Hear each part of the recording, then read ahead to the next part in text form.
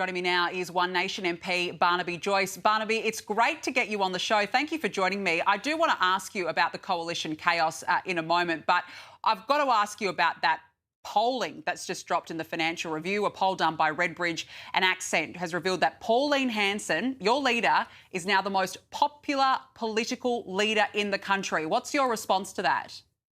That's because she's the most authentic. And that's because people understand that she's lived life where she's been in small business.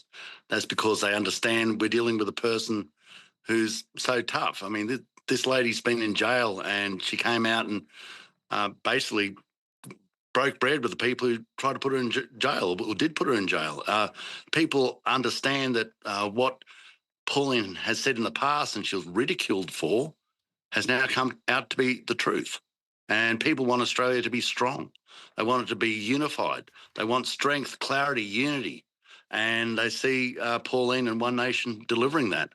And, you know, of course, and it goes without saying that the coalition, it's so sad, but it's just disintegrated into rubble.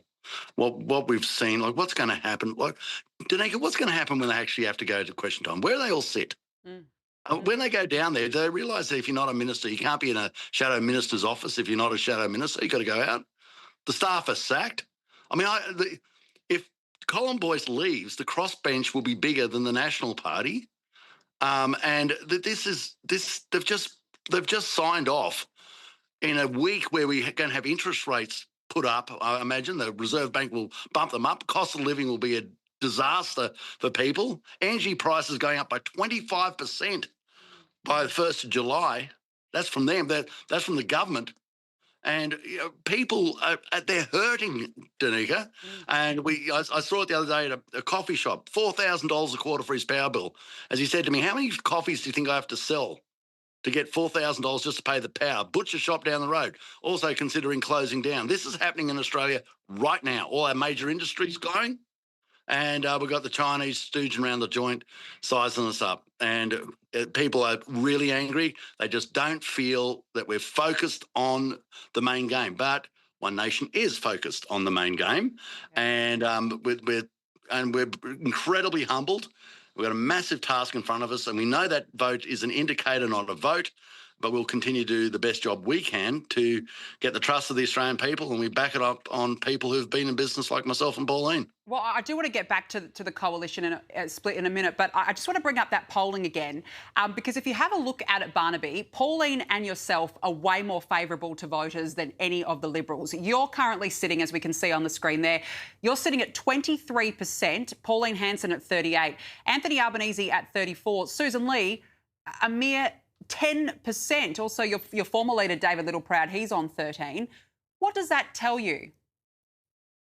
Well, as I say, re ipsa loquitur, it speaks for itself.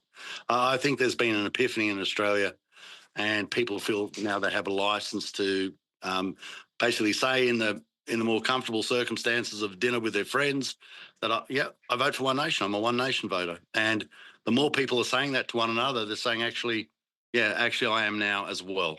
And I see that whether it's the pensioners I saw on the road today over near Dorrigo, whether it's hippies playing at a band at an RSL club who's turned up for lunch, basically saying, we're voting One Nation, and business people, senior business people in Sydney, right at the very top, saying, no, this is chaotic and we're not.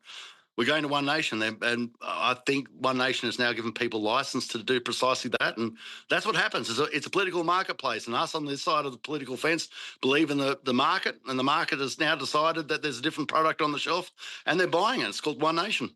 Yeah, I mean, you must be pretty happy with the move you've made. The coalition's in a mess, as you said. Where are they going to sit? Where are they going to sit?